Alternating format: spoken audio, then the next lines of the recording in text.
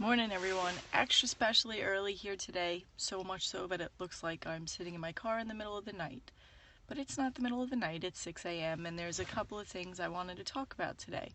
I'm hoping, my fingers are crossed, that I have Google Expedition, the cardboard, coming in today for their Pioneer program. I'm very excited about the idea of having the kids experience this, so I'm giving up a day of my classes for us all because I want to participate too. I want to see what it's like, which sort of brings me to the beginner's mindset.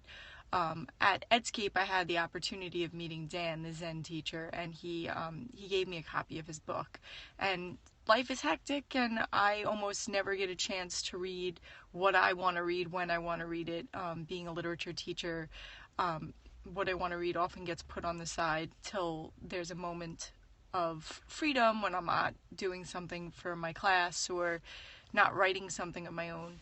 I'm sure many of you out there kind of know the feeling, but I started reading A Christmas Carol again yesterday because I am going to be teaching it for the first time, and the last time I read it, I was a senior in high school, which is the same age as my students who are going to be reading it now.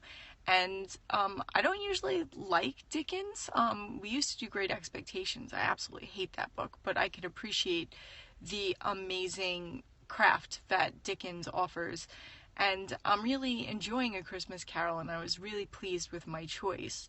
So much so that, I kind of put it down, and the Zen Teacher's been sitting on my bedside table for a while now, and I started reading it, and man, so good and so poignant for where I am in my life right now. There are different parts to it, and one of the things I really like about it is Dan breaks it up into really small, readable chunks. I'm the kind of person who doesn't like to start a chapter unless I could finish it.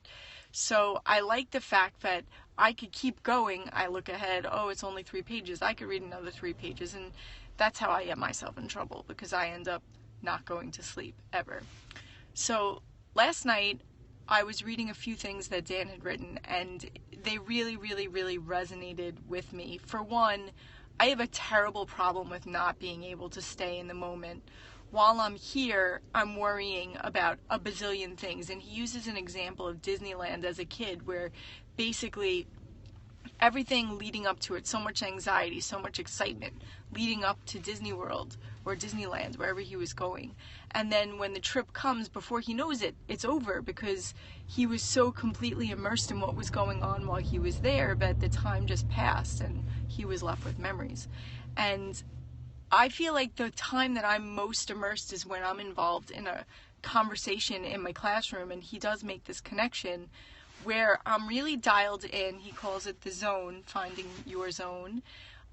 Really, really dialed in to what my kids are saying and what they're doing. And I strive every day for my classroom to be that space that could be the zone for the kids, where they're not worrying about what class they're going to next or a test they're going to take later, but rather truly immersed in the learning that's happening in our space and not wanting to be anywhere else.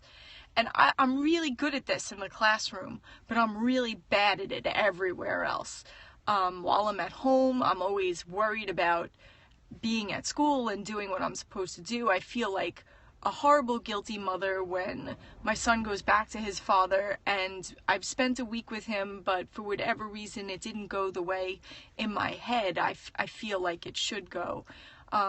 It's a terrible feeling to always feel like you're not doing enough because you can't see all the things you're doing, and it just doesn't feel like you're always looking for the next best thing to do to make things better. And something that I really took away from the chapter that I had read was that you have to allow yourself to be immersed in the things that happen around you and not worry, to power down. And after reading that, tonight's the last night I have my son before he goes back to his dad. Like, I'm not going to take out my devices tonight. I've already made I made an effort, and I'm going to make a concerted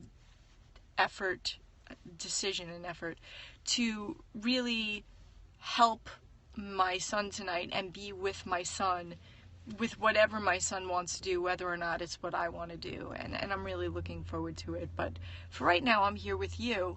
And that leads me to the beginner's mindset, which is kind of like the growth mindset. It's the idea of approaching everything you do like it's the first time you're approaching it. Even if you think you know everything, going in with an open mind and an open heart so that you could take something away. Even if it's something you already know, there's always a possibility for depth.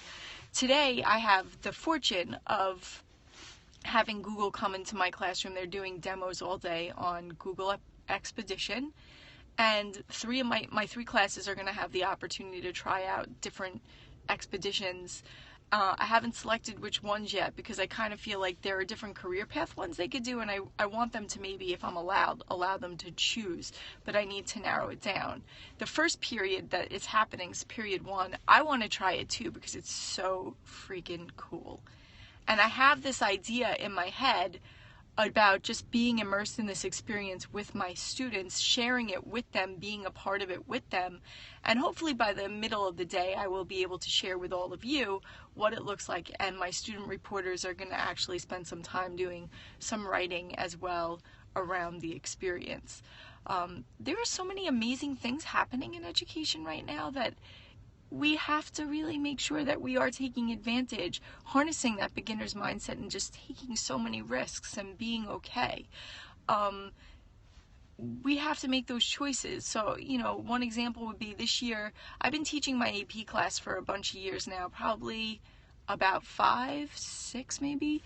And this was the first year in a long time where I decided to, what do you intentionally do to create the zone environment? That's a great question, Connie. Personally, what I do is every lesson really has to involve every single one of them, and that's the job. The job to create the zone for them is to tap into where I think they're gonna really get into it and not control it once they do.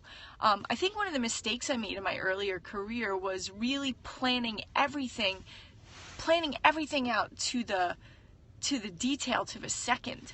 And what happened when I planned it to the second was the opportunity for things that I didn't plan wasn't there at all. So I stopped planning like that, and I jot down a bunch of ideas now. I let the student questions lead the direction the class goes in. I have an idea of what I want to accomplish. I have a learning target, but how we achieve that learning target is a group effort. So part of creating the zone, thank you. I'm really looking forward to it too. I'm definitely going to write about it if I'm allowed to. There was a whole paper that came about writing about it and non-disclosure stuff, but we'll see what happens.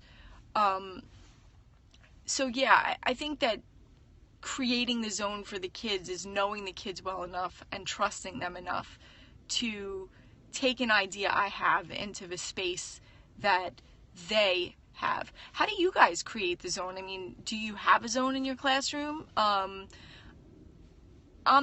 really interested to see how all the listeners out there have thoughts about creating that beginner's mindset, approaching every day and every moment in a Zen way. So if you're watching, yes, that's definitely the plan, Connie, that I want to create zones everywhere. And Dan mentions that as well, having hobbies that we can immerse ourselves in when we're not working to help create a calm. For me, my zone is writing. Those of you who read my stuff know that, I've been called prolific, but the writing for me is a space that is truly mine. And it's been like that since I'm a kid. Some kids doodle, some kids, go off exploring, and I was always a kid who carried around a notebook, and I always wrote. I was really into poetry as a kid and journaling, and now blogging. It's I think a very kind of normal transition. Anyway, thanks for listening. Thanks for sharing your ideas, and hopefully we can all find our zones today. Have a great Thursday, everybody.